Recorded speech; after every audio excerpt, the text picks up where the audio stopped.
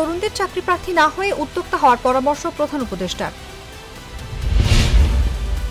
পেছানোর সুযোগ নেই, 10 এপ্রিল থেকে এসএসসি পরীক্ষা। ভারতের কিছু মিডিয়ার কাজই হচ্ছে মিথ্যা বলা, বললেন স্বরাষ্ট্র উপদেষ্টা।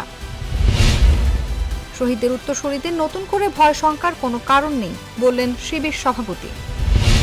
যুক্তরাষ্ট্রের 37% শুল্ক আরোপ, রপ্তানি বিনিয়োগ ও অর্থনীতিতে ক্ষতির শঙ্কা। গাজীপুরে ট্রেনে আগুন, 2.5 ঘন্টা পর চলাচল স্বাভাবিক।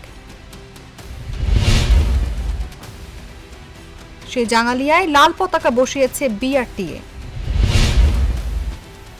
10 জেলায় মৃদু তাপপ্রবাহ, শুক্রবার 4 বিভাগেই বৃষ্টি হতে পারে।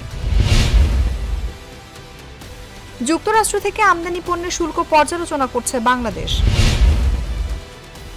জামালপুরে প্রকাশ্যে অস্ত্র দেখিয়ে বিএনপি নেতার হুমকি।